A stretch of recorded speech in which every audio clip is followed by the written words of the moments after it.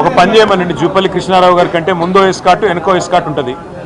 ఆయనే కదా నిన్న నేను తెలంగాణ భవన్కి వస్తున్నాను డైలాగులు కొట్టమన్నది ఎవడు, పోజులు కొట్టమన్నది ఎవడు, మళ్ళీ ఇప్పుడు గన్ పార్క్ అని లొకేషన్ మార్చమన్నది ఎవడు? నువ్వు ఇప్పుడు కూడా చెప్తున్నా నేను.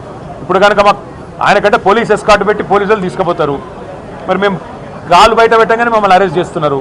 ఎవడు భయపడుతున్నాడు? పోలీసు వాళ్ళను ఉసిగొల్పి అరెస్టులు చేయించిన సన్నాసేవాడు? ముఖ్యమంత్రి, హోంమంత్రి, జూపల్లా, ఎవడు? అసలు మంత్రుల క్లారిటీ ఉందా? 4 మంత్రులు ఏం బీకడ అనుకున్నారు మీరు? చర్చను మీరే పిలుస్తారు, లొకేషన్ మీరే చెప్తారు, పారిపోయేది మీరే. చేతగాని వెధవలు ఎవరో ఈ రాష్ట్రంలో ఇవాళ ప్రజలందరూ చూస్తూ ఉన్నారు. ఇప్పటికి కూడా నేను జూపల్లికి చెప్తా ఉన్నా, అక్కడే ఉండు గన్ పార్కులు, మేము వస్తాం. మళ్ళీ నీ పోలీసు వాళ్ళు పంపి అరెస్ట్ చేయించి మేము వాళ్ళు అరెస్ట్ చేస్తే మాకేం సంబంధం? ప్రభుత్వాన్ని నడుపుతున్నారా, సర్కస్ నడుపుతున్నారా? అరెస్ట్ ఎవరు చేస్తారు, ఎందుకు చేస్తారా నాకు అర్థం కాదు. సర్కారు నడుపుతున్నారా, సర్కస్ నడుపుతున్నారా? మీరు మంత్రులు, మీ చేతుల్లో ఉండేది హోంమంత్రి, పోలీస్ యంత్రాంగం అంతా మీ చేతుల్లో ఉంటుంది. మా నాయకులు హరీష్ రావు గారు, ఎందుకంటే ఆయన గతంలో ఆర్థిక శాఖ మంత్రిగా పనిచేశారు, అప్పుల విషయంలో మరి గతంలోనే శాసనసభలో స్పష్టంగా వివరంగా చెప్పారు హరీష్ రావు గారు. మరి అప్పులని జూపల్లి గారు తాతాలాడుతున్నాడు కదా, అందుకే హరీష్ రావు గారు అయితే కరెక్ట్గా ఉంటుందని చెప్పి పార్టీ హరీష్ రావు గారిని మీరు రమ్మన్నారు, అందుకే మేము పంపించాము.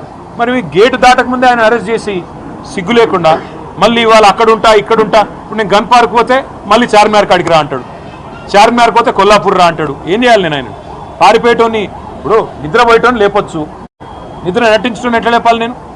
చేతగాని వాళ్ళకు మాటలు ఎక్కువ, చెల్లని నాణానికి గీతలు ఎక్కువ అని చేతగాని మంత్రులు, చేతగాని ముఖ్యమంత్రి డైలాగులు కొట్టడం పారిపోవడం కాదు.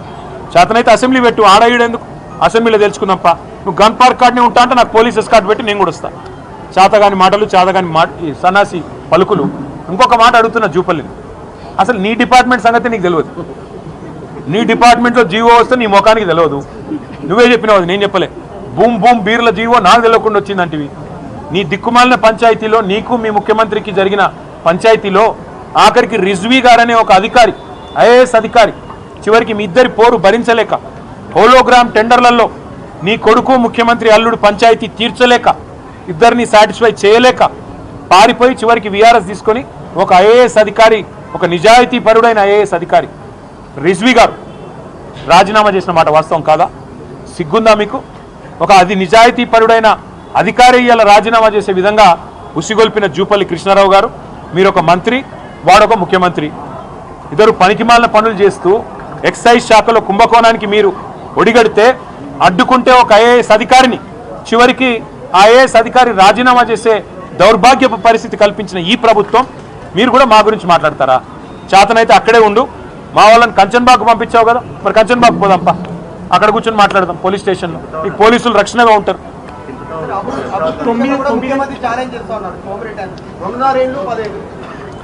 ముఖ్యమంత్రి గారి అభివృద్ధి అంటే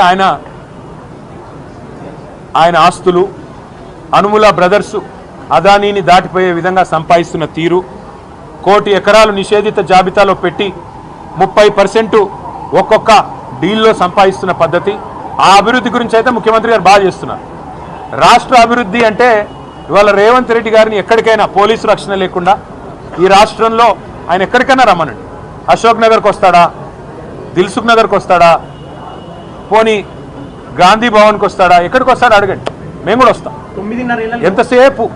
ఎంతసేపు చేతగాని వాడు, ఎంతసేపు అసమర్థుడి జీవనయాత్రలాగా తన అసమర్థత కప్పిపుచ్చుకోవడానికి 9.5 ఏళ్ళు, అంతకుముందు 55 ఏళ్ళు గుడ్డి గుర్రాల పనులు తోమినరా? కాంగ్రెసే కదా ఈ రాష్ట్రంలో ఉన్నది. ఎవడున్నాడు అంతకంటే ముందు? నువ్వే కదా చెప్పినావు రేవంత్.